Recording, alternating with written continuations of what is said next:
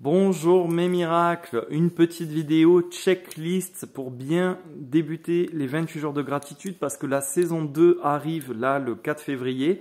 Pour participer, tu as les groupes WhatsApp et Telegram, c'est gratuit. Tu as le lien dans ma bio TikTok ou dans la description YouTube. Et voici tout de suite quelques conseils histoire d'avoir des résultats incroyables pour ce nouveau cycle de 28 jours de gratitude.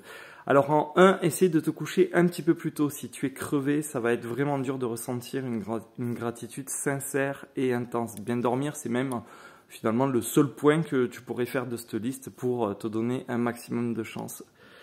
En 2, toutefois, hydrate-toi bien. 1 litre d'eau par jour, c'est bon pour ton cerveau, du coup c'est bon pour tes pensées et ça va être bon pour les défis qui nous attendent. En 3, fais-toi une playlist qui te donne la patate. Si tu écoutes de la musique qui te donne de la pêche, ça va être un moyen facile de vibrer très haut. Et on va en avoir besoin. Essaie de t'oxygéner en marchant 10 à 20 minutes par jour dans la nature, dans un parc. C'est pareil, ça va te permettre d'arriver au taquet, rechargé à bloc. En 5, on s'éloigne un peu de la malbouffe pour se focaliser sur l'énergie du vivant. Des fruits et des légumes, si possible de saison, je sais, pas évident.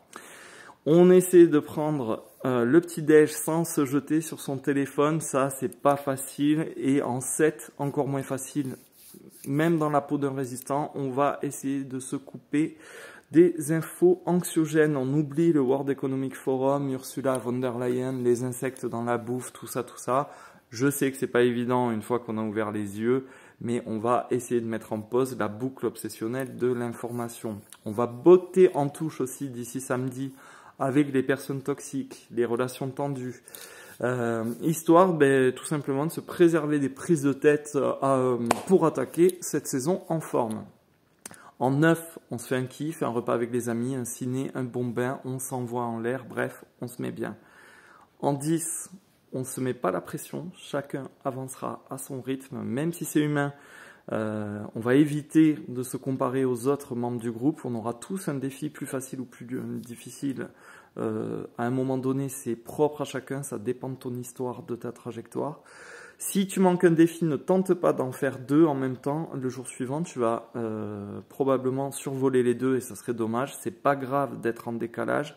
Si tu loupes en revanche plus d'un défi, je te conseille de repartir quelques jours en arrière, histoire de simplement relancer le flux de la gratitude.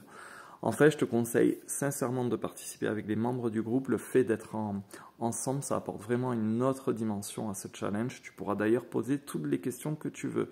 Dernier point, cette vidéo est postée sur TikTok et aussi sur YouTube. Et je crois que tu sais tout, mon miracle.